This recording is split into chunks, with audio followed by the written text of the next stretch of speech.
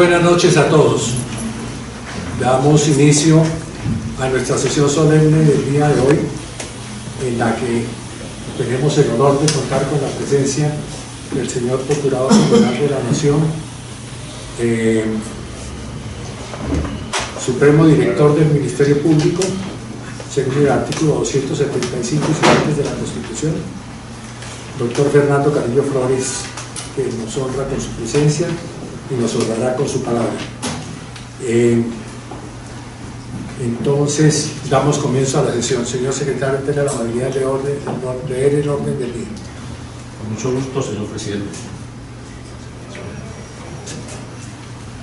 Primero, himno nacional de la República de Colombia.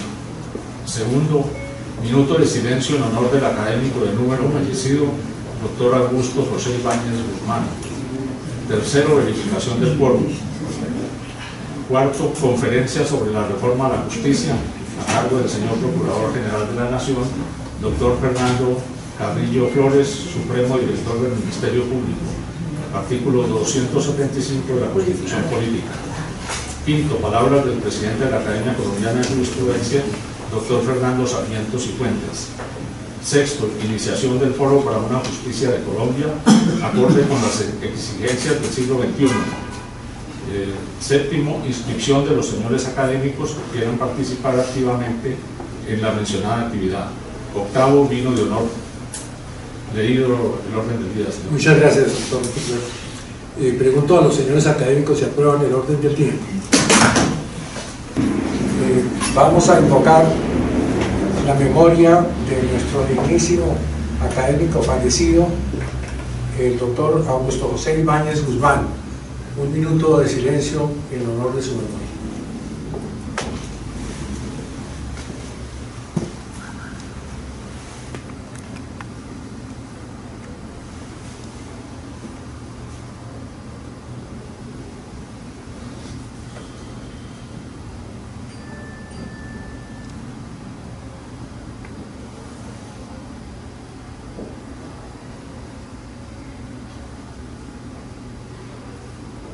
Podemos sentarnos. Cuarto, conferencia sobre la reforma a la justicia, a cargo del señor Procurador General de la Nación, doctor Fernando Carrillo Flores. Gracias, señor presidente. Muchas gracias, señor secretario. Muy queridos colegas académicos de esta insignia institución. De verdad, yo quiero de nuevo sumarme a las condolencias y al dolor que nos produjo la partida del doctor Augusto Ibáñez. Compartimos con él aquí muchos momentos, los últimos además recordaba precisamente en la última ocasión que estuve aquí hablando de este mismo tema, estaba revisando unas notas y siempre los comentarios de él fueron no solo atinados, sino repletos de oportunidad y de sabiduría jurídica. Por eso un homenaje a él en este momento y a esta tarea que tenemos por delante, que fue precisamente una de las grandes preocupaciones que él tuvo, aprovechando este momento de transición que está viviendo el país, en donde la reforma a la justicia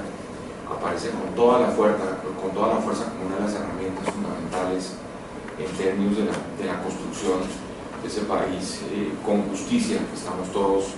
empecinados en construir. Yo quiero en primer lugar decirles que acercarse a este escenario pues hay que hacerlo con la modestia y la sencillez que supone tener aquí al otro lado de esta mesa y por supuesto aquí al presidente, al secretario, a personas que conocen mucho más que yo el tema que me va a ocupar, y que lo que quiero hacer hoy es simplemente plantear unas líneas generales de reforma, esperando una retroalimentación y por supuesto la necesidad de contar con los elementos que ustedes bien conocen, aprovechando esas circunstancias que hemos venido conversando con el presidente en un momento en que quién mejor que esta Academia Colombiana de Jurisprudencia puede poner sobre la mesa un paquete de iniciativas que revistan precisamente esa oportunidad, esa pertinencia y la correcta dirección de lo que debe venir de aquí en adelante en esto que el presidente electo de Colombia lo ha incorporado, creo yo, en buen momento como el contenido de una de esas grandes alianzas, de esos grandes pactos.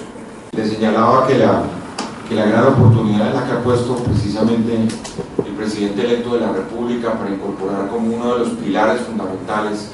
de ese gran pacto, de ese gran consenso de reformas que por supuesto serán presentadas al Congreso de la República o a los escenarios que sean pertinentes, porque lo primero que hay que establecer es cuál es el mecanismo para adelantar esta reforma. Y eso no es un asunto menor. Les cuento que ayer, y yo creo que esa es una buena noticia, y aquí está el doctor Francisco Barbosa, que es miembro del Comité de Empalme del gobierno electo. Yo tuve la oportunidad de conversar ayer con el presidente electo un buen rato, más de una hora, y le manifesté precisamente que iba a venir aquí a plantear algunas de estas ideas,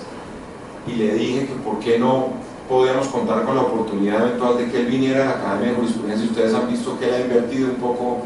los roles, en el sentido de que él ha sido quien ha visitado las instituciones y no las instituciones se han acercado hacia él, y me dijo que por supuesto lo iba a considerar y que sería un gran privilegio el poder venir aquí a la Academia de Jurisprudencia e intercambiar ideas con los ilustres académicos. Yo estoy seguro, doctor Francisco, que podemos concretar de pronto esa oportunidad. Estamos a escasos días de la posesión presidencial, pero la verdad que el presidente electo de Colombia manifestó un gran interés de tener ese intercambio con los académicos.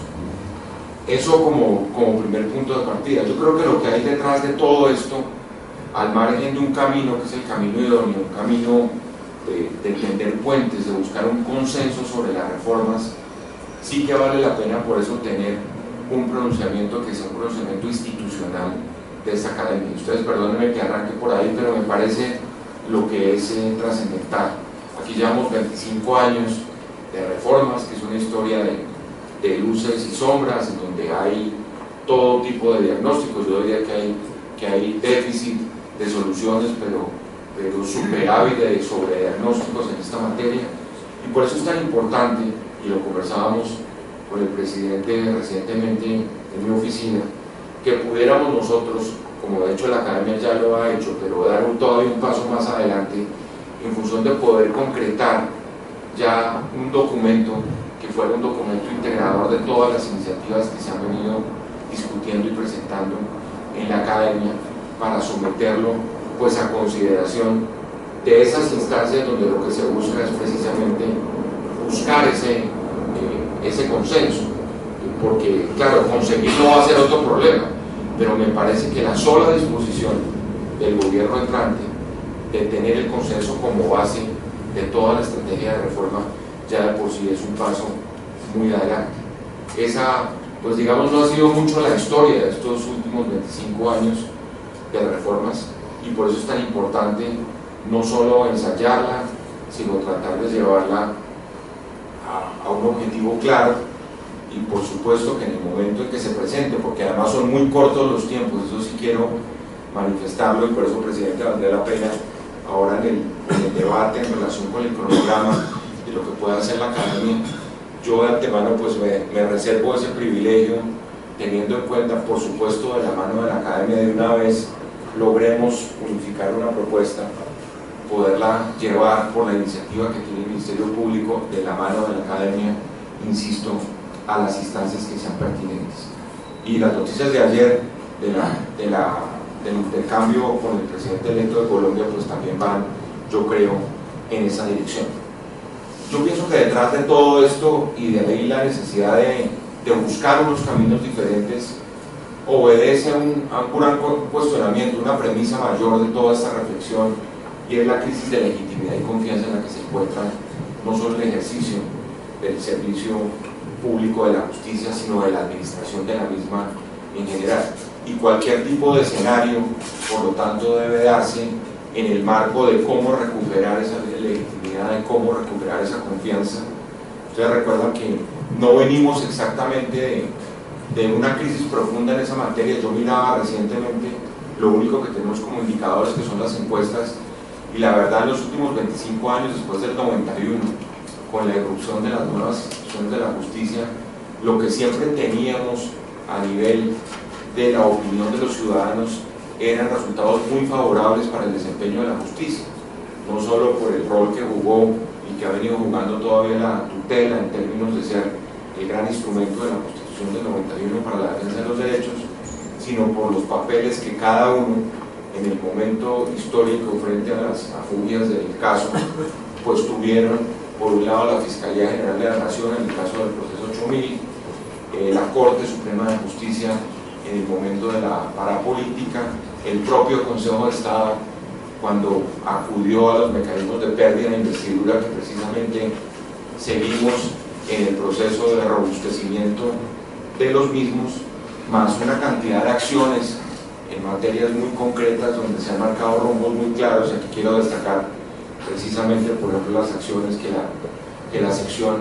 electoral donde el doctor Yepes ha marcado pues una pauta muy importante. También han definido unos escenarios que han sido escenarios de cambio, de transformación y por supuesto de recuperación de esos espacios para la acción de la justicia. Y por eso me parece que frente a esos grandes momentos donde todas y cada una de las instituciones de la justicia han jugado un papel preponderante, pues estamos de nuevo en frente a una gran oportunidad. Yo nunca he creído, y eso lo he repetido muchas veces, que por ejemplo en la lucha contra la corrupción sean únicamente las tres instituciones de control las que lleven el papel estelar, porque prescindir de los escenarios de la justicia, no solo para ratificar la magnitud de las sanciones que se puedan tomar, sino para el funcionamiento del Estado de Derecho, creer que uno puede tener éxito en la lucha contra la corrupción sin contar con el Poder Judicial, pues es una gran equivocación. Y de ahí que, pensando en esos nuevos escenarios, y entiendo que muchos han tratado de ligar precisamente a la reforma judicial con la lucha contra la corrupción, máxime cuando hemos sido testigos pues, de los hechos recientes que han tratado de contaminar y de manchar el ejercicio de la función judicial, pues supone también un ejercicio adicional en términos del contexto en el cual se va a producir esta reforma, digamos, del año 2018, lo que supone sin duda alguna pues unos escenarios de transparencia, de rendición de cuentas, de acceso específicamente, porque estamos hablando también del sistema de acceso al sistema judicial, mucho más allá del cuestionamiento de lo que pudieron ser los errores que cometimos los constituyentes en 1991, que indiscutiblemente pues algunos cometimos, pero más allá de eso, más allá de la rectificación misma, la necesidad como de explorar unos nuevos escenarios de reforma distintos de los tradicionales. Y eso lo digo para que el paquete de reforma de la justicia no sea simplemente la reedición condensada de lo que ha sido este esfuerzo de 25 años, sino pensar con un poquito más de audacia en términos de lo que supone, por ejemplo, crear unos mecanismos de responsabilidad en el ejercicio de la función judicial, de transparencia para el caso de las actuaciones de quienes son los magistrados, y por supuesto todo eso sujeto a la garantía siempre permanente de la independencia, porque yo siempre he creído que la capacidad de establecer responsabilidades y de responder de manera transparente es precisamente lo que refuerza la independencia y la autonomía del Poder Judicial. Y realmente después de examinar, y aquí yo me remito a lo que, digamos, las investigaciones recientes sobre los procesos de reforma de la justicia o las estrategias de reforma de la justicia en la región latinoamericana indican, pues básicamente son 5 las variables sobre las cuales se sigue trabajando intensamente en todos los esfuerzos que ha hecho la región, partiendo de la base de que en los años 90 por fin apareció esa consideración de construir políticas públicas de justicia, que el problema no era solo de modernización del Poder Ejecutivo, como fue la consideración tradicional cuando los organismos internacionales abordaron toda esta problemática, sino que era necesario extender los procesos de modernización y de legitimación del ejercicio de la acción pública a los poderes judiciales, o a lo que se llama en un espectro más amplio el sector justicia dentro de los países, y a los poderes legislativos como a los órganos de fiscalización. Y eso es importante porque supone la aplicación de diferentes metodologías que, si bien es cierto, muchas de ellas no son monopolio del éxito de la acción dentro del Poder Ejecutivo, sí marcan unas líneas de acción distintas, por ejemplo, en lo que se refiere a la gestión del ejercicio de una función pública como la administración de justicia, por una parte, o unos diseños administrativos a nivel de funcionamiento en términos de esa propia gestión. Y allí es donde la gran pregunta que uno se hace es si estos son sistemas en donde las reformas responden como responden las reformas dentro del Poder Ejecutivo. Y por eso lo que se creó a nivel de las instituciones internacionales fue una línea específica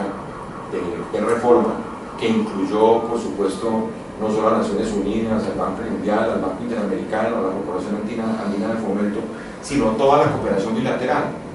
Y se llegó, por ejemplo, a finales de los 90 a incorporar en los programas sociales el tema de los derechos como un elemento fundamental para la lucha contra la desigualdad. Es decir, por primera vez en toda la reflexión que se hizo para la reforma de los sistemas de justicia, apareció el tema de los derechos como un tema fundamental de crecimiento, un tema fundamental de crecimiento en función sobre todo de la seguridad jurídica, de desarrollo, sobre todo en países con niveles de ingreso medio o bajos, como es el caso de Colombia, y allí apareció la reforma de la justicia como una especie de reforma del sector social, y se logró incorporar, como de hecho yo tuve la oportunidad de contribuir a ello en el marco de la cooperación europea, por ejemplo en diferentes programas de la Unión Europea, a incorporar al lado de los sectores tradicionales sociales como la salud, la educación, la fiscalidad, el empleo, lo referido a la modernización de los sistemas de justicia. Con lo cual además se rompió un mito, y era que esa reforma debía salir únicamente de quienes estaban directamente involucrados en el ejercicio de la función, por decirlo de la manera más pedestre, que eran solo los abogados los que podían hacer la reforma del sistema de justicia, y que técnicas tanto de la administración moderna como de la modernización de las políticas públicas y del enfoque de políticas públicas se podían aplicar al sector justicia.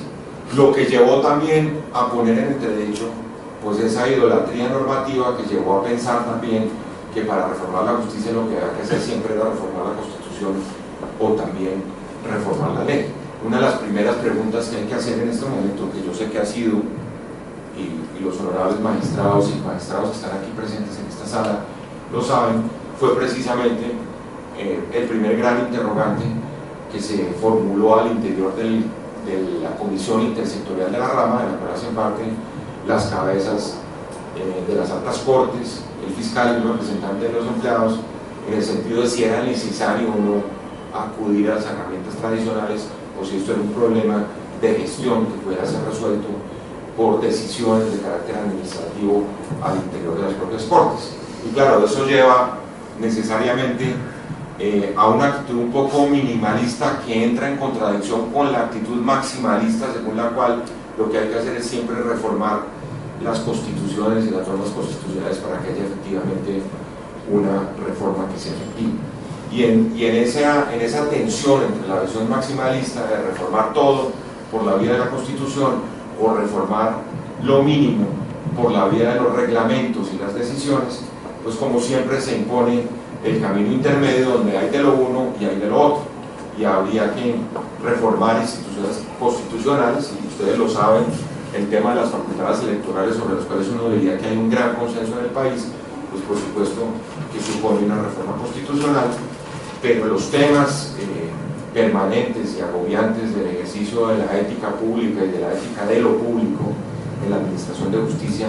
tal vez no necesitarían de ese tipo de reformas, sino de cambios que son cambios del funcionamiento ordinario de las corporaciones judiciales, mucho más que la incorporación de grandes normas que difícilmente van a ser cumplibles si no hay cambios de comportamientos en esa materia. Y destaco además la importancia de lo que representa en términos de legitimidad el poder establecer como nuevo contexto, digamos, que la lucha contra la corrupción para la reforma de la justicia, rescatando, repito, ese rol estelar que debe jugar el Poder Judicial en esa materia, y que lleva a que necesariamente las posibilidades de reforma son ciertas. Habrá que examinar si son los espacios tradicionales de las coaliciones en el Congreso, en la forma como se presentó de manera patológica. Algunos de ustedes recuerdan, a mí me tocó recién de regreso al país desde la Agencia de Defensa Jurídica del Estado, un poco ponerle el bisturí a lo que pasó con la reforma del 2012 y proceder frente a las anomalías que se dieron en la conciliación de esas reformas, después de que terminaron todos los debates de esas normas constitucionales, a tratar de encontrar una solución para que no comenzara a regir por las implicaciones que todo el país conoció en ese momento. Y ahí la pregunta es si eso venía originado precisamente por la debilidad de un consenso, se originó por lo que pasó en el debate legislativo, por las desviaciones que tuvo dentro del proceso mismo, o también por lo ajenos que muchos sectores del país estuvieron también al escrutinio permanente de esa reforma, porque la realidad es que muchas veces, salvo el proceso constituyente, donde como ya lo he reconocido se han podido cometer errores, siempre la concentración de la atención en un debate constituyente y legislativo pues supone que se prendan con mucha facilidad las alarmas, y no un proceso que estuvo sometido, digamos que a la inercia legislativa durante tanto tiempo y a tantos debates por ser norma constitucional en el Congreso de la República, que en últimas la gente se desentendió de cuál era el producto final de esa reforma de la justicia en el 2012. Lo segundo es el tema de la gobernabilidad de la rama, que también aparece recientemente. Uno aquí se pregunta, y el doctor Gómez Méndez, que es experto en la historia del ejercicio de la función judicial, lo sabe, de cómo se administraba la justicia antes de nosotros preguntarnos si eran necesarios los consejos de la judicatura o de la magistratura, si eso venía como por generación espontánea, o si las grandes reflexiones de la administración de otros poderes públicos era lo que funcionaba en el caso de la rama. Y la verdad, los diagnósticos hoy en día lo que indican es que la mayoría de los esquemas, por lo menos en los sistemas judiciales de América Latina, que trataron de copiar los consejos de la judicatura que se crearon en Europa después de la posguerra, pues han sido bastante deficientes en términos del ejercicio simultáneo de la función judicial y, digamos, el ejercicio de la función administrativa, al punto que prácticamente el modelo que hoy aparece como el modelo a seguir es el modelo chileno de un sistema de administración de justicia que ha sobrepasado todas las contingencias históricas y que viene realmente de atrás, y es una dirección de administración de justicia paralela a la rama, no necesariamente vinculada al Poder Ejecutivo, como se ve en el caso de la historia reciente de Colombia, que era asignado ese tema al Fondo Rotatorio del Ministerio de Justicia para la adquisición de bienes y demás, o a las líneas estratégicas de administración que la señalaba el Ministro de Justicia. Y lo que es cierto es que ese debate de la gobernabilidad es un debate importante, no solo por lo que se conoce hoy como gobernanza corporativa, es decir, el cumplimiento de determinados estándares y normas, sino por la necesidad de alinear en la misma dirección a todos los actores del sistema, y a la necesidad de incorporar temas de gerencia pública, que ahí viene un elemento de la doctrina de la administración pública que es muy importante y que pues nos puede llevar a encontrar aquí una solución. Ustedes saben, pues toda esta torre de Babel que se armó después de la caída a pedazos de la reforma del equilibrio de poderes y de la gran incertidumbre que tenemos en este momento respecto de qué es lo que va a pasar con la Comisión de Disciplina Judicial y con una sala del Consejo Superior de la Judicatura que, digamos, es una especie de cadáver insepulto, y perdónenme la expresión, que está ahí, que tiene que seguir ahí porque no hay otro ente que pueda cumplir ese tipo de función. Un tercer elemento que me parece fundamental y que creo que es un elemento nuevo es el énfasis que deben tener algunos aspectos que se dejaron de lado precisamente porque se pensó que ahí no era donde el bisturí constitucional tenía que estar, y me refiero a la descentralización del ejercicio de la función judicial. Y eso es fundamental porque seguimos con un poder judicial absolutamente centralizado, ustedes lo saben, absolutamente bogotanizado, como nosotros hemos dicho muchas veces, y todas esas grandes reflexiones que se han hecho sobre los mapas judiciales y las dificultades y déficits de la administración a nivel de las regiones nunca han servido como argumento fuerte para hacer una gran reforma en materia de descentralización de la justicia, con el agravante, como lo estamos viviendo, y aquí está toda la controversia de esta semana que se está viviendo en el país, que en todas esas zonas donde los grupos armados fueron los que impusieron los sistemas de justicia durante 5 décadas, ante la salida de los particularmente de las FARC, y la esperanza de la llegada del Estado con toda la oferta social, incluyendo la oferta de la justicia, pues, y ante la incapacidad de lograrlo, pues simplemente aparecieron los grupos armados ilegales, las nuevas, viejas y recicladas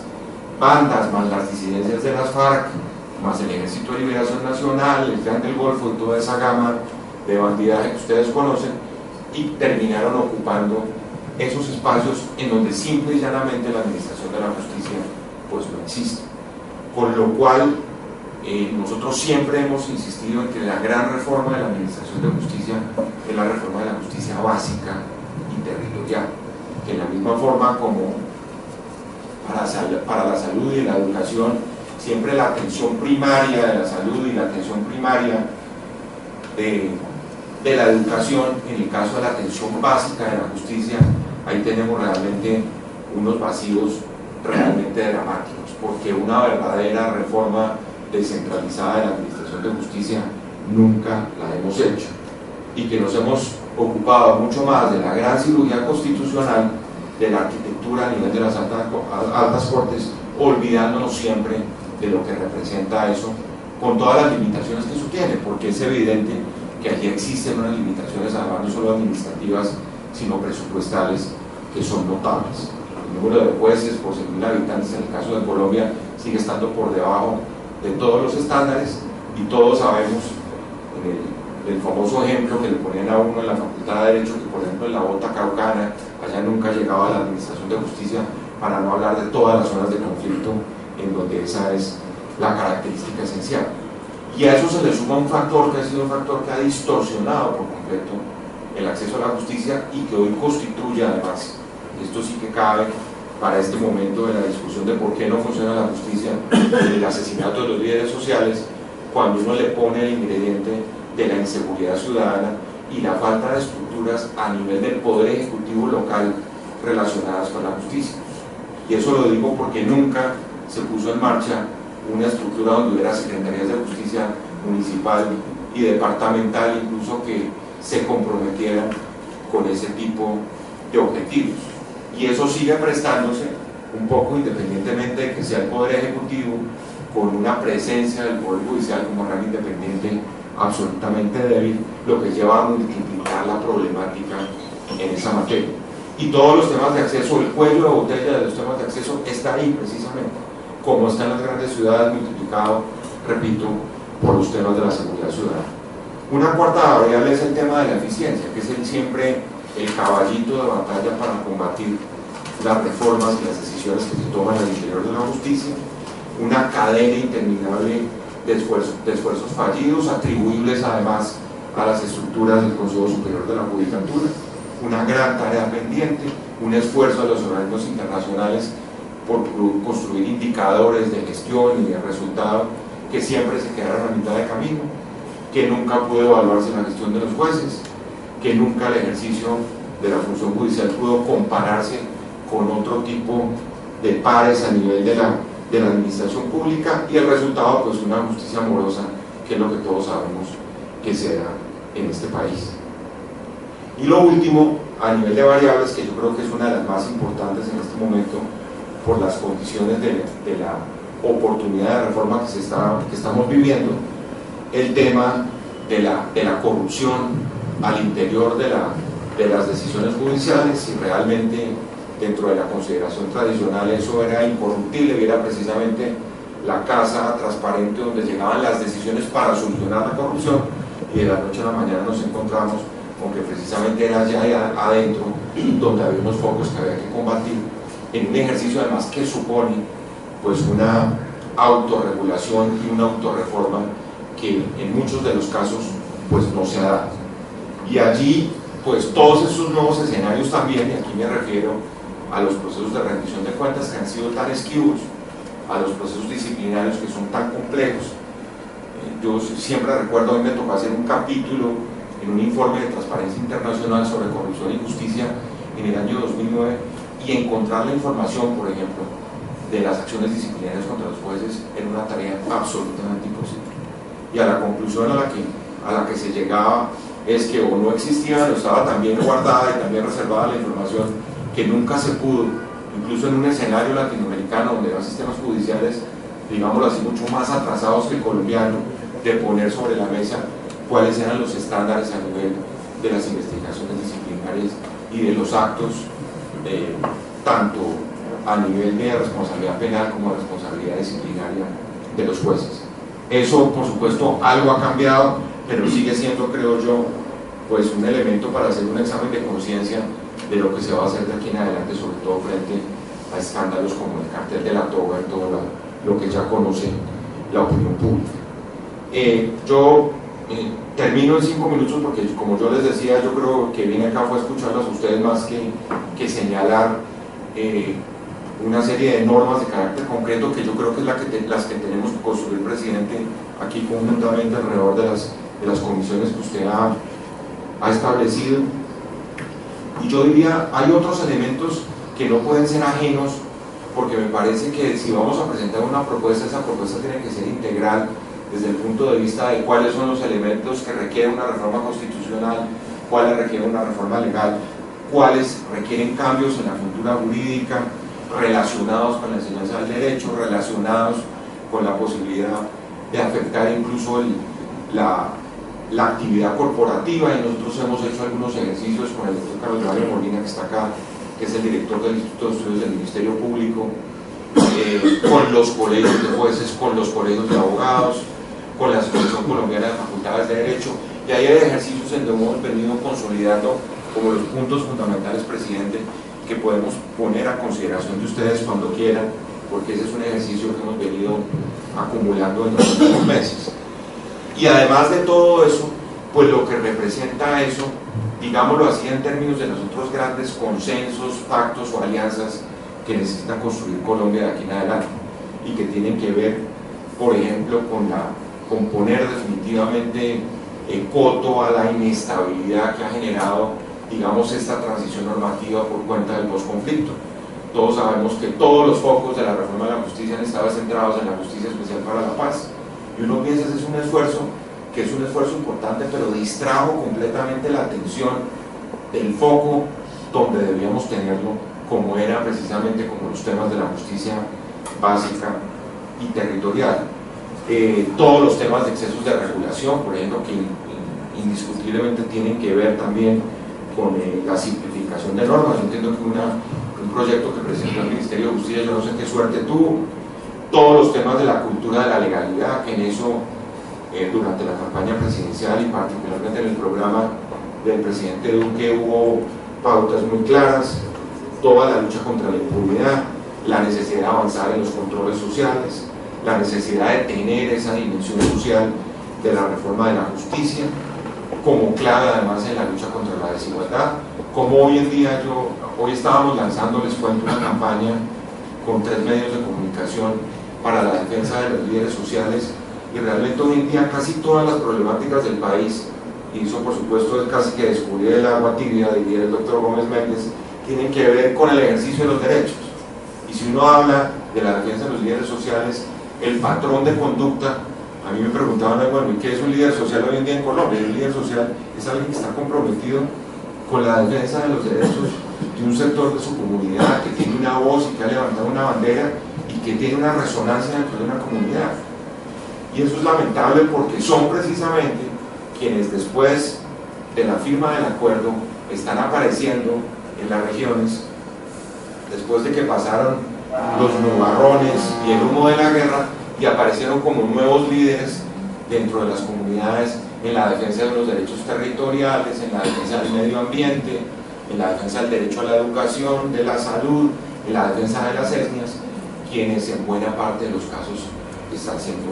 asesinados. Y así como es cierto que no ha habido sistematicidad para todos los casos, en el caso, por ejemplo, de los defensores de los derechos de tierras, uno puede decir que, porque tenemos un estudio que publicó recientemente la Procuraduría, sí hay sistematicidad, no en el sentido de que haya un autor único o un plan único, pero sí hay un patrón de eliminación, y lo que se busca es decapitar una serie de procesos que estaban ocultos en el marco del conflicto armado, como algunos de los líderes del Pacífico que han asesinado en Buenaventura, y que, claro, matar el líder es aniquilar por completo un proceso de consolidación de derechos que venía de atrás. Y eso lo quiero poner sobre la mesa porque además en el tema de corrupción un poco pasa lo mismo. Aquí está el doctor Bernal Cuellar, que fue procurador y que es una autoridad en derecho disciplinario. El doctor Yepes también lo sabe. Nuestra gran defensa, por ejemplo, de las facultades sancionatorias de la Procuraduría, incluso sobre los funcionarios de elección popular en ese momento, y así yo lo hice explícito, tanto en la Comisión Interamericana de Derechos Humanos como en la Corte, y ha habido varios magistrados y magistrados del sistema interamericano que nos han dado la razón, es que la comprensión de esa limitación hay que entenderla históricamente en lo que fue la Convención Americana de Derechos Humanos a finales de los 60, cuando el 80% de los gobiernos de América Latina eran dictaduras,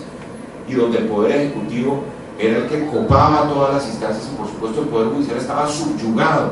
al Poder Ejecutivo, y las arbitrariedades en relación con los pocos funcionarios de elección popular iban en consideración esa única consideración o esa única referencia de lo que eran los derechos humanos en el marco de la Convención Americana. Hoy esa Convención Americana, 30 años después, aparece completamente enriquecida por la otra Convención Interamericana que se llama la Convención Interamericana de Lucha contra la Corrupción, en donde hoy es fácilmente demostrable que la corrupción es una de las más grandes amenazas que tiene el sistema interamericano de derechos humanos, porque como lo hemos repetido muchas veces, la corrupción está ensañada fundamentalmente con los sectores sociales. Ustedes lo han visto en el país, son los carteles de la salud, en materia de educación es el programa de alimentación escolar y todo lo que tiene que ver con sistemas de protección social, en donde pues la bendita mermelada, por la facilidad y por la falta de controles y por ser el pacto, digamos, de las élites políticas nacionales con las regionales, llevó a que fueran los sectores sociales los más vulnerables precisamente a ese tipo de corrupción. Yo creo que ese es un argumento válido. Entonces, realmente quien más atenta hoy en día contra los derechos fundamentales, que ya no son solo los derechos políticos de la Convención de los 60, es la corrupción contra los derechos económicos, sociales, culturales, ambientales, étnicos y todo el paquete que está consagrado en la mayoría de las constituciones de América Latina. Lo último que quiero dejar, que es un elemento que no requiere además casi que ni reforma normativa, es todo el fracaso en la aplicación de las tecnologías de la información y la comunicación a la reforma de la justicia. Ahí sí que ha habido una ausencia de éxito en la mayoría de los países que lo han adelantado. Brasil es de los pocos países que tiene un expediente digital, hay otros que ya están avanzando, pero realmente ahí sí que ha faltado voluntad política para poder apuntar en la dirección correcta. En Colombia ha habido grandes procesos de transformación digital de muchas entidades. Yo les confieso, nosotros en este momento con los recursos del BID estamos avanzando en esa materia en la Procuraduría, lo hizo la Contraloría, lo está haciendo la Fiscalía también, pero allí siempre como que nos encontramos con un muro a la hora de tratar por temas además de reserva, por temas de cultura institucional, y ahí sí que valdría la pena pensar en todas esas nuevas herramientas para poder modernizar y poder dejar en la historia ese eterno escalado que se ha ido presentando en el tema de la aplicación de las TICs a la administración de la justicia. Yo termino simplemente insistiendo de nuevo en lo que ya se volvió, digamos, un lugar común, pero vale la pena destacarlo, que la premisa mayor de todo esto es la necesidad de un pacto de Estado por la justicia, un pacto de Estado que tiene que estar caracterizado porque ya se acabó tanto la campaña electoral como la coyuntura electoral, un pacto que vaya más allá incluso de las herramientas que se diseñaron en el marco de los acuerdos de paz, es decir, que vaya mucho más allá de la JEP y que vuelva a rescatar cuáles son esos déficits que tiene nuestro sistema de justicia y que por supuesto convoque a todos estos nuevos actores que son actores tradicionales pero que normalmente no han sido convocados para configurar ese pacto en la sociedad civil. Ustedes saben, nosotros tenemos acá unos centros de pensamiento en esa materia, hay unos institutos de análisis en esa materia que tienen prácticamente todo documentado de lo que ha sido este esfuerzo de reforma de 2 décadas, por supuesto la academia, el foro, las facultades de derecho, con los estudiantes de derecho nosotros hemos hecho varios ejercicios en diferentes universidades en Colombia. El involucramiento del sector privado, y este es un elemento trascendental en lo que tiene que ver con los temas de consolidación de la seguridad jurídica y de participación eventualmente en algunos proyectos, por ejemplo, de informatización, en donde el sector privado no solo ha hecho ofertas, sino que al interior, digamos, del manejo de sus problemas jurídicos, ustedes lo saben, ha habido mecanismos de digitalización que están funcionando en el sector privado, pero claro, por el celo de decir que eso es un tema del sector privado no aplicable al sector público, tampoco nos hemos querido nutrir de esas experiencias. Y por supuesto lo que supone, que yo creo que ya es una línea muy importante, que todos esperamos con mucha convicción que sea el tema de la definición de una política legislativa en esta materia, y es que las herramientas tradicionales de negociación en las coaliciones en el Congreso para lograr las grandes reformas definitivamente prescindan de todas las patologías del ejercicio de la política tradicional en este país. Yo lo quiero resaltar porque me parece el elemento más importante.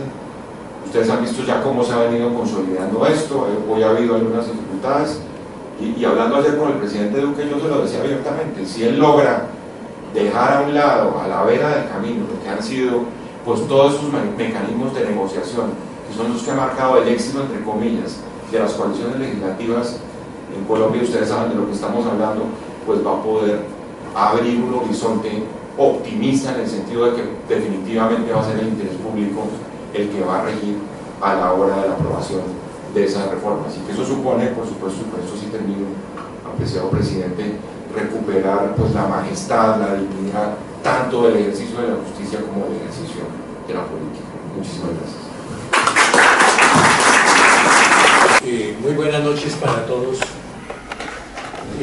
Quiero agradecerle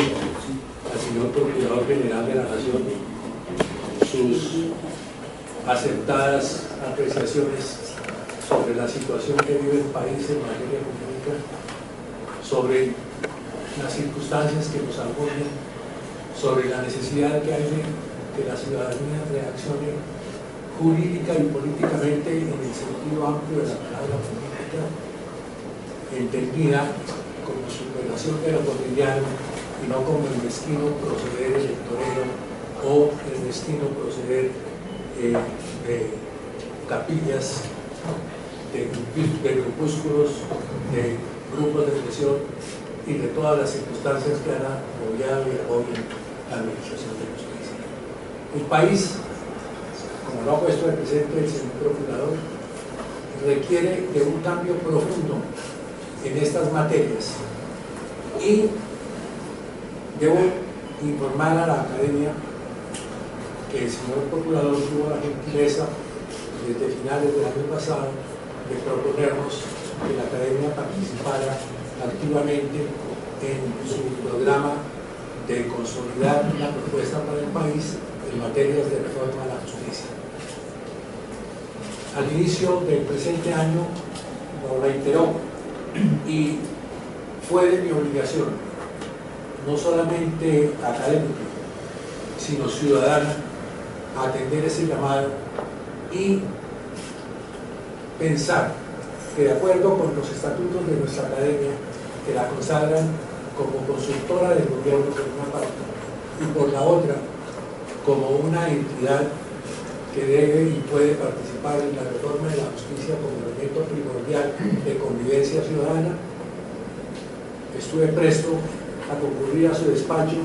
Él gentilmente me indicó que quería venir acá, pero en ese momento estábamos atendiendo unas obras de refacción de la casa que me pidieron, y por eso asistí en la Procuraduría a una audiencia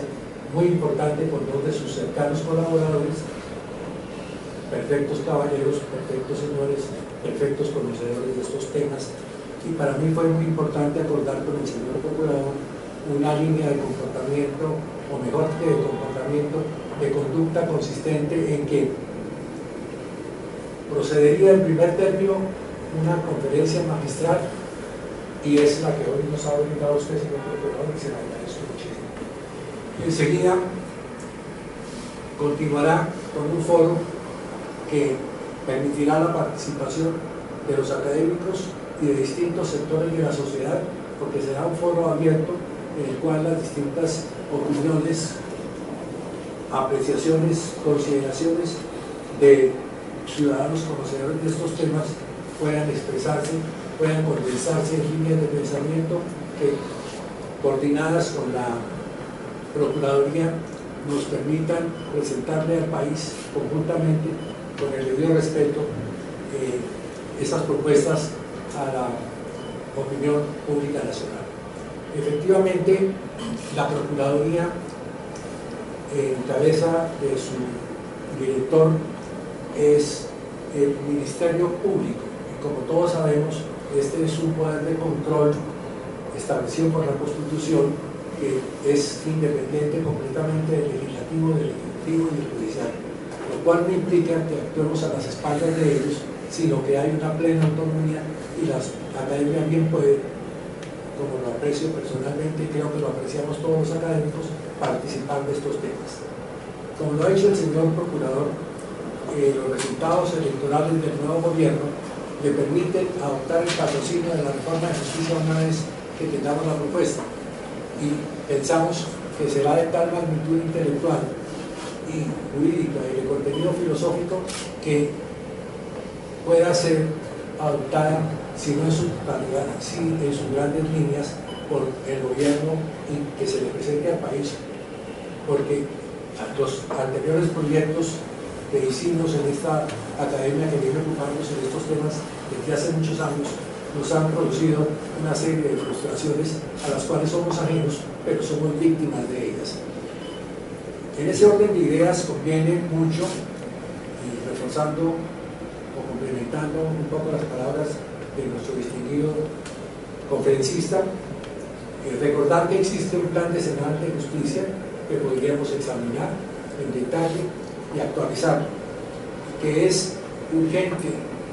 e importante dotar al país de una moderna rama judicial despolitizada, eficiente y libre de taches. El camino jurídico, evidentemente, como lo ha dicho el señor procurador, comprende ámbitos constitucionales, legales y de nuevas políticas públicas, que bien pueden ser materias de actos legislativos,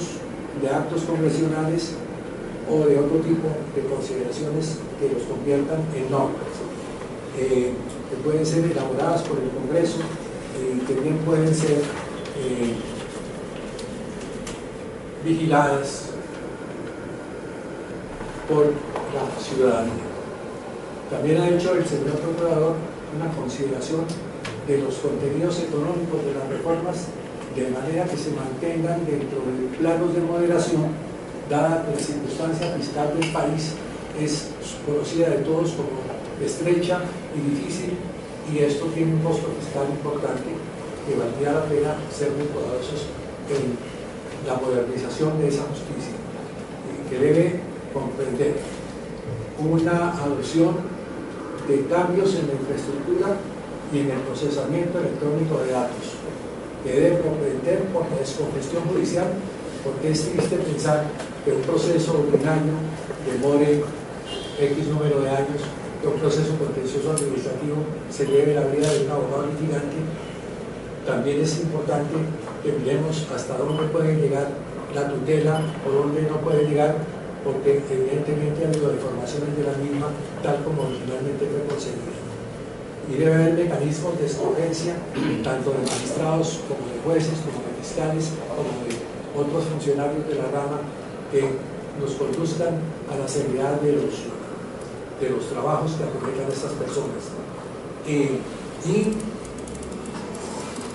además debe haber principios de ética consagrados como una verdadera deontología jurídica que permitan el acercamiento del ciudadano a la justicia y el acceso a ella. Entonces, básicamente, dentro de esos límites que ha trazado el señor procurador y que nosotros queremos atender en toda su intensidad, en toda su dimensión, y los que estamos mencionando, pues podemos decir que vamos a iniciar ese foro, que se inicia hoy, con las palabras que corresponda, que esté acorde con las exigencias del siglo XXI. ¿Y cuáles son las exigencias del siglo XXI? Las que demarca la globalización Este ya no es el mundo parroquial, esto no es la aldea de la que hablaba Manluca, esto es una aldea universal. Los derechos humanos, los derechos humanitarios, se han abierto campo y hoy se ostenta sobre ellos la necesidad sentida de aplicarlos y de que sean una realidad para todos los ciudadanos. Evidentemente hay que acercar, como usted lo indica, señor Procurador, la justicia a las regiones, a la territorialidad del país, a los distintos municipios abandonados, donde el Estado ha estado ausente por razones que no es el caso entrar a examinar porque son conocidas de todos. Pero es muy importante entonces que esa globalización llegue a Colombia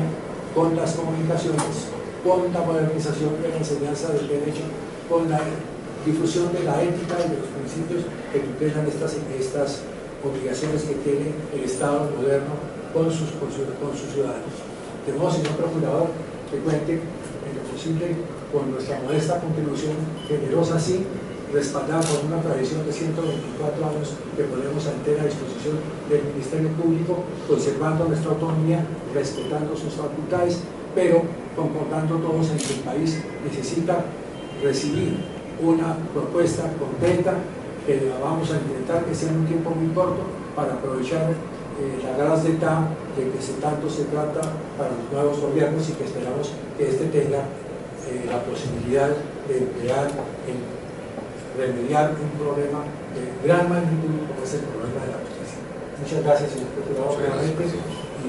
tienen la palabra los señores académicos para que formulen sus preguntas,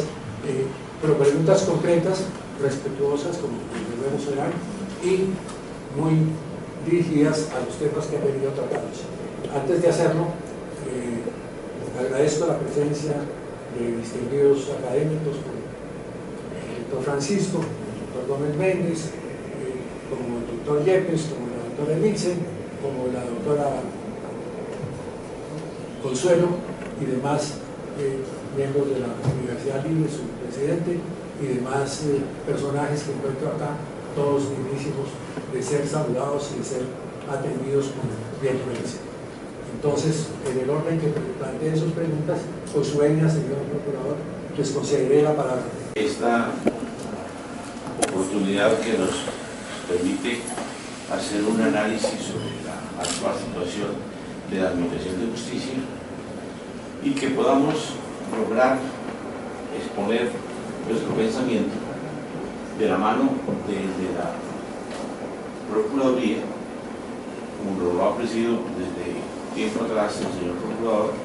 y destacado miembro de esta institución, como que estamos en un momento en que realmente es absolutamente indispensable provocar que no sigamos llegando a las frustraciones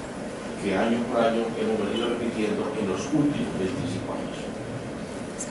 Hay temas muy concretos y hay temas que es necesario conocer de lo que tiene prospectado el gobierno que comienza el 7 de agosto. Las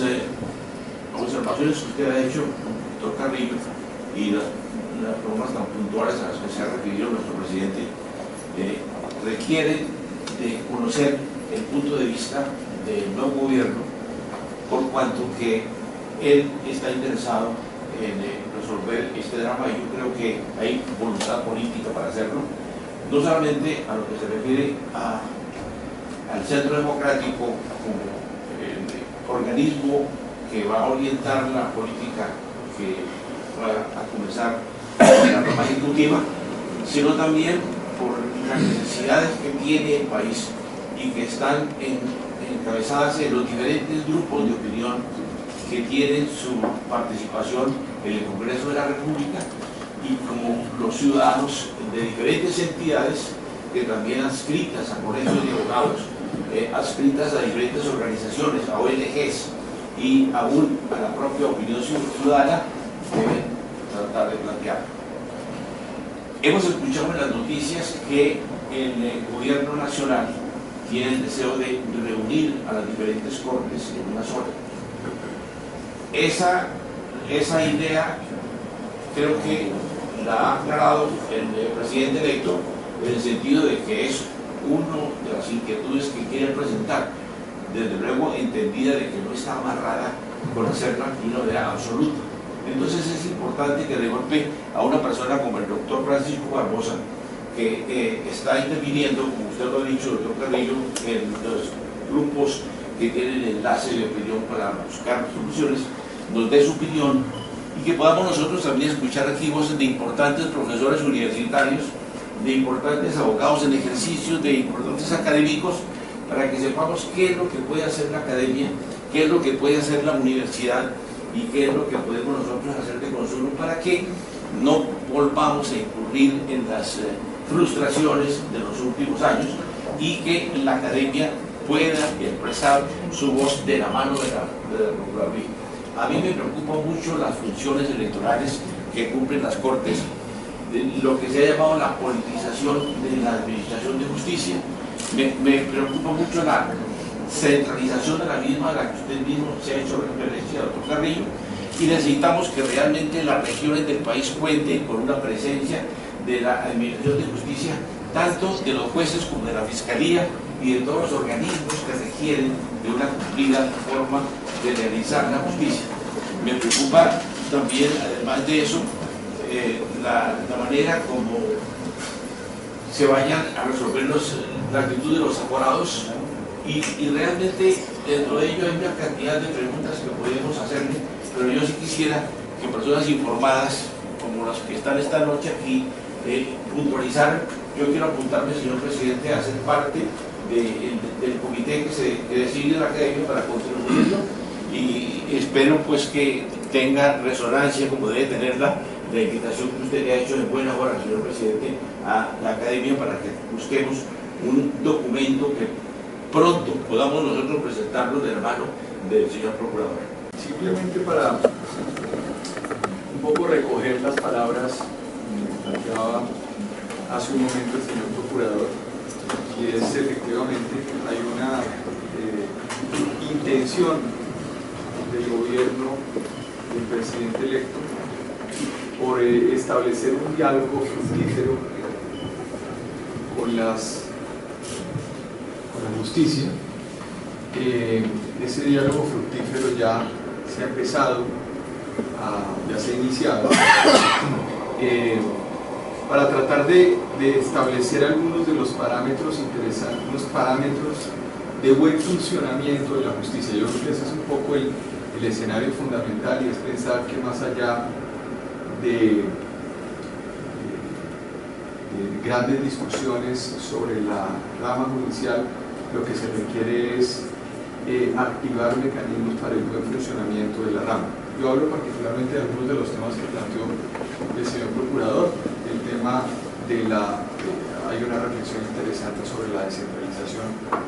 de la justicia, el buen funcionamiento de las primeras y las segundas instancias, la utilización de medios, las tecnologías de información, las TICs para la rama judicial, discusiones sobre la misma carrera judicial, etc. Eso yo creo que hemos pecado en los últimos 25 años de agotarnos en grandes discusiones jurídicas que terminan siendo frustradas, y yo creo que es necesario hacer esas articulaciones. Yo a veces incluso hablábamos con personas con las cuales estamos haciendo este trabajo, incluso con las personas de la rama, y se discutía que muchas veces hay problemas de mal funcionamiento dentro de las mismas cortes, o dentro de los mismos juzgados y dentro de la misma administración. Las grandes discusiones de tutela en Colombia se llevan hacia el extremo de decir que la tutela es el resultado del mal funcionamiento de la administración, por un lado, pero también es el resultado muchas veces de a veces lo engorroso que se vuelve el mismo sistema para el ciudadano, que finalmente el ciudadano lo que busca son puertas de salida para tener lecturas rápidas. Pero simplemente dejo estas ideas, estas reflexiones para decir que hay una voluntad de diálogo alrededor de todos estos aspectos planteados alrededor de la justicia, la mejor voluntad de poder sentarnos, pero al mismo tiempo, y muy interesante, es utilizar este vehículo. Yo creo que hoy la academia ha jugado un rol interesante. Recojo las palabras del señor procurador, del presidente, o el antiguo presidente de la academia, el doctor Cesario Rocha. También se discutió muchísimo esto, y es que la academia tiene que ser un actor importante dentro de todo este vector. ¿Qué mejor que recoger las ideas de personas que han estado vinculadas de forma tan importante al país en diferentes sectores y que tienen gran parte de experiencia para poder trabajar en estos asuntos? Yo sí creo que es entre todos que se hacen las cosas. Esto no funciona con imposiciones. Hace unos días en una columna, me pareció muy interesante, de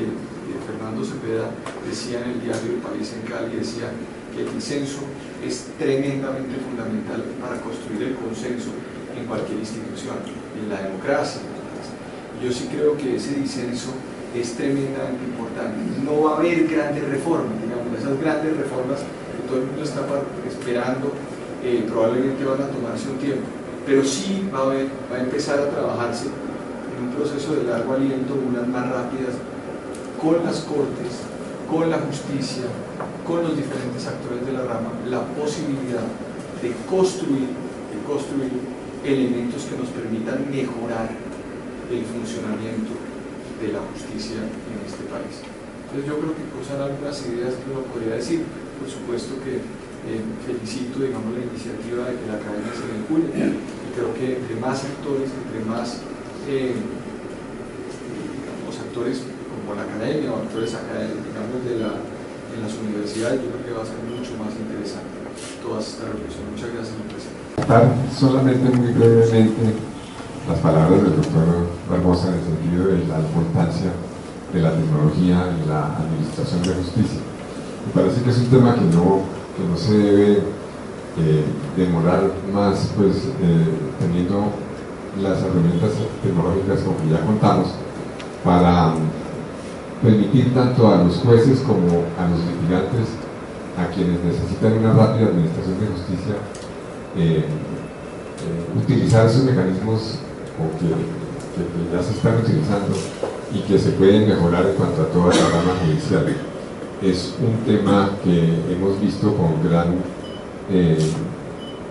gran eficiencia que ha adquirido la administración de justicia con la oralidad, y pensaría que se puede aún mejorar mucho más con el acceso a la posibilidad de presentar documentos por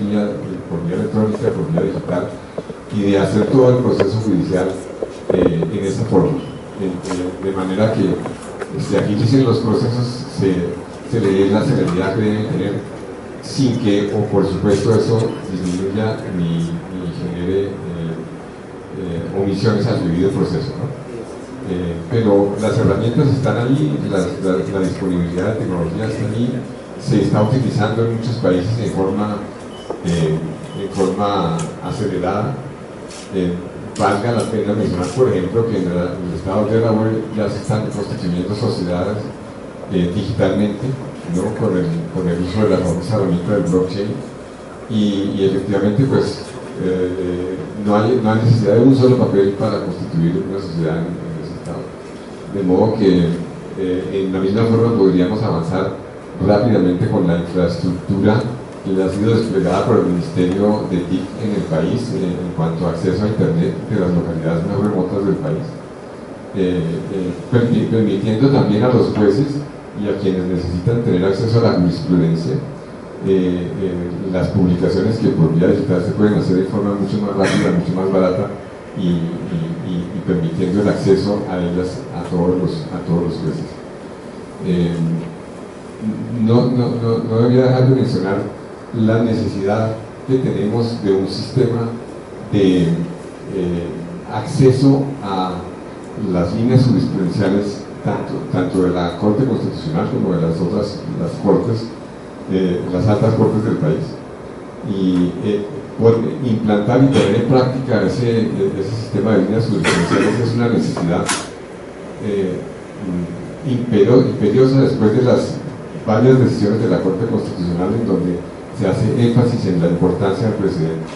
y cómo todos los jueces deben observarlo, de modo que la mejor manera para que todo lo pueda observarse es que todos los jueces, todos los litigantes tengamos acceso a esas líneas jurisprudenciales para tener la posibilidad de argumentarlas y que el juez tenga la posibilidad de aplicarlas. Muchísimas gracias, señor.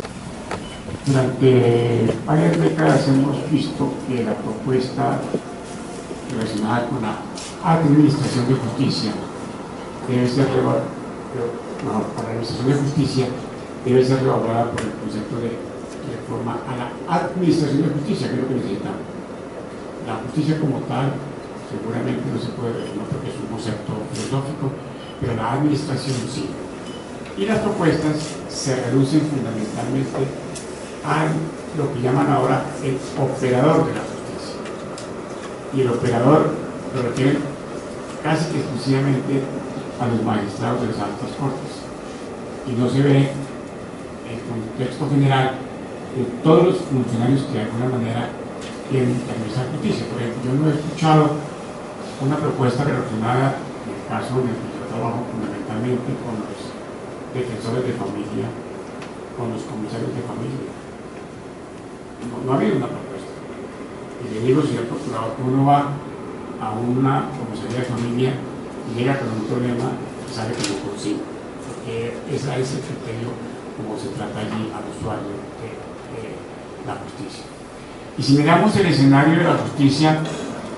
encontramos que no solamente es el juez, que no solamente es el secretario, allí está el demandante, está el demandante. Allí está la persona que no cumple con sus deberes, con sus obligaciones en cuanto a justicia se requiere. Y por ese incumplimiento de esos deberes es por lo que la gente acude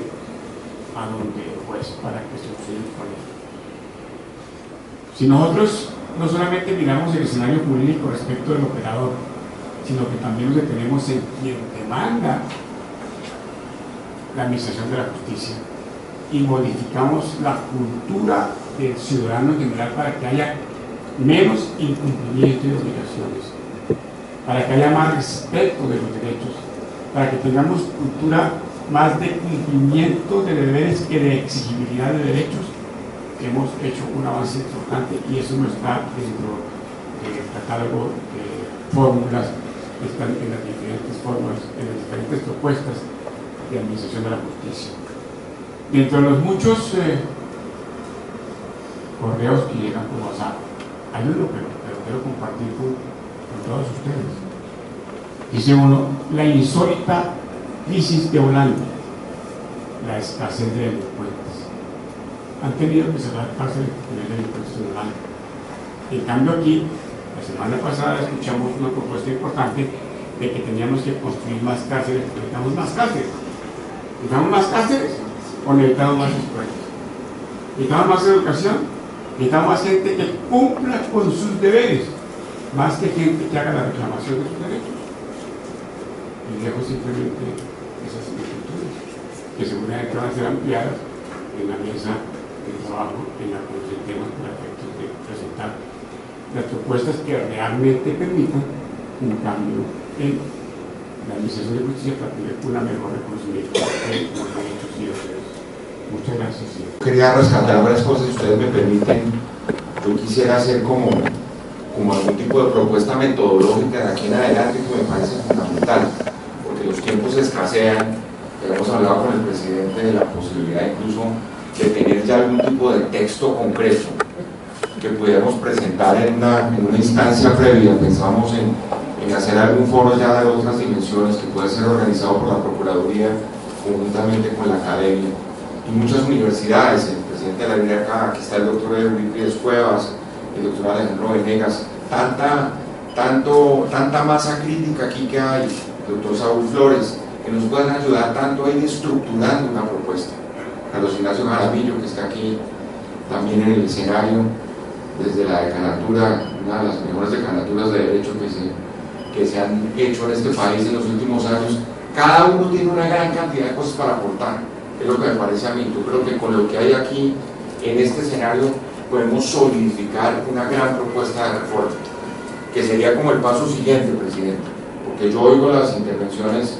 de quienes participaron y por supuesto el bagaje de todos los que están acá, y me parece que ahí podemos sacar una propuesta de muchas implicaciones desde el punto de vista de lo que representan unos elementos, como yo ya lo decía, innovadores frente a lo que han sido las propuestas tradicionales. En ese orden de ideas, creo que tanto lo que se ha presentado en el Congreso, y el doctor Cesario se refería a alguna propuesta que incluso el presidente Duque ya clarificó, porque cuando nosotros tuvimos el privilegio de tenerlo antes de la primera vuelta, en un foro de justicia penal internacional que organizó la Procuraduría en Cartagena, y él se refirió específicamente a tener una agenda abierta en donde había algunas propuestas de la Comisión Bonivento, incluso de la Corporación para la Excelencia de la Justicia, donde se había planteado esto, pero como una simple iniciativa. Pero claro, ya el proceso de marchar hacia adelante en la concreción de un proyecto es lo que podemos hacer conjuntamente con tantas personas que pueden aportar aquí en este proceso, que yo creo que sería el presidente de pronto el paso siguiente. Nosotros tenemos toda la disposición logística, habría que disponer cuáles serían los pilares de la discusión, del debate en ese foro, armar unas mesas de discusión e invitar además a tantos otros que pueden contribuir a todo esto para tener como conclusión y como recomendaciones un texto y después una exposición de motivos que sea importante. Aquí hay dimensiones que son dimensiones completamente nuevas, como la dimensión de la justicia electoral, que hay una autoridad que es el doctor Alberto Yepes, en fin, tantas cosas que podemos sumar. El doctor Carlos Fradike lo decía ahora. Yo creo, doctor Fradike, que la peor patología del sistema de justicia, como usted lo ha dicho, es la justicia de la familia. O sea, la forma como estamos permaneciendo impávidos al abuso frente a los niños en Colombia, eso no tiene perdón de Dios, por decirlo de alguna manera. Lo hablaba ayer con el presidente Duque también. Nosotros, le cuento, nosotros llevamos 3 audiencias ya contra la explotación sexual infantil de niños, niñas y adolescentes en Colombia. Tuvimos ya una actividad en Cartagena, en donde por hechos además que eran espeluznantes, decidimos convocar a toda la sociedad civil. Hicimos una segunda audiencia en Bogotá. La semana pasada yo estuve en Medellín, también frente a fenómenos que son fenómenos que uno no se imagina que están pasando en el país, y realmente parece que la justicia mirara para otro lado. Y el sistema de justicia en Colombia está programado exactamente o para que no pase nada o para revictimizar a quienes son las víctimas de todo este fenómeno. Lo digo simplemente para señalar que hay 2 aspectos que ustedes han puesto acá sobre la mesa que son fundamentales, porque no hemos agotado esa agenda de reforma, y me parece que hay otros tantos donde muchos de ustedes pueden contribuir, pero la base es el diálogo, que lo mencionaba aquí el doctor Barbosa. Yo creo que si este es el punto de partida, tratemos, presidente, de solidificar una propuesta como resultado de un foro mucho más amplio, aquí habiendo tantos representantes de tantas universidades, de la Libre, del Externado, aquí está la doctora Emilce, que estoy seguro que es otro motor fundamental para poder ir construyendo un consenso en esa materia, y todos los temas que omito, por supuesto, pero que son actores fundamentales de todos estos procesos de reforma. En materia de tecnología, lo decía el doctor Cabelea, aquí realmente no necesitamos grandes reformas legales ni constitucionales, sino una voluntad de proceder a poner en marcha experiencias que están funcionando dentro del sector privado, yo ya lo decía, en el manejo de asuntos similares, o incluso dentro del Poder Ejecutivo, en el caso de muchas agencias como las superintendencias que se han sometido ya a procesos de transformación digital y que son procesos exitosos desde el punto de vista de las reglas procesales, de los expedientes, de las sanciones. Luego aquí ya hay un camino para recorrer que sirve como referente para todo eso, como un gran balance de toda la oralidad en estos sistemas. Ustedes saben las visiones un poco tan encontradas que hay en esa materia. No me voy a referir, por supuesto, a la reforma penal, que ese es otro universo grandísimo, pero sí tener la posibilidad de lograr además radicar, que ese es un punto que no tocamos, que sigue siendo esencial y donde podemos contar, yo estoy seguro, porque entiendo que hay propuestas que se han venido también solidificando, como una propuesta de reforma en el Consejo de Estado, en la propia Corte, la Corte Constitucional. Usted lo recuerda, en la reunión de la Constitución Constitucional del año pasado, designó al doctor Luis Guillermo Guerrero para que fuera como el personero o punto de referencia desde la Corte Constitucional, quien se comprometía, por supuesto, a no intervenir en los debates que se originaran en el plano constitucional, a partir de la reforma que se presentara, y yo entiendo que ellos se han venido reuniendo, como el comité interinstitucional de la rama. Es decir, hay tantas instancias que podemos invitar, señor presidente, a un foro mucho más amplio, que por supuesto nos toca hacerlo rápido porque los tiempos son cortos, y yo entiendo que el gobierno entrante también está ávido de presentar un paquete de reformas en el Congreso de muy diverso calibre, como lo decía el doctor Barbosa, pero esa oportunidad de trabajar, por ejemplo, con el Poder Judicial, con los jueces, específicamente en esa dirección que usted señalaba y que señalaba también el doctor Cesario, de que esa consideración tradicional del burócrata tradicional, que era el epicentro del sistema, para llegar a un juez que es mucho más líder, un juez que es mucho más global, un juez que es mucho más eficiente, un juez que es ético, un juez que tiene una dimensión interdisciplinaria y social. Ahí hay también que apretar un poco las tuercas para saber en qué dirección vamos a orientar la reforma. En conclusión, yo pienso, presidente, que frente a todos los escenarios de reforma que vienen, lo que tenemos es trabajo por delante. Yo solo quiero reiterarles tanto la capacidad de la Procuraduría como del Instituto de Estudios del Ministerio Público para servir de receptor de las propuestas, de organizador logístico de una actividad de esa naturaleza, y después ya podríamos, presidente, en función, yo recuerdo mucho que el doctor Cesario había asignado tal vez algunas comisiones con algunos de los ilustres académicos, mirar a ver cómo podemos ir de nuevo aterrizando una propuesta y para ponerla sobre la mesa cuanto antes, porque eso es un poco lo que las urgencias del país exigen en este momento. Muchas gracias, presidente. Pues después de lo que se ha dicho por el señor procurador y las anotaciones que se permitieron formular los señores académicos que intervinieron y quienes hablan, me resta solamente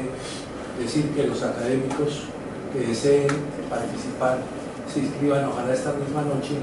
y designo al doctor Hernando Roa para que reciba esas solicitudes de inscripción y organizamos rápidamente las comisiones,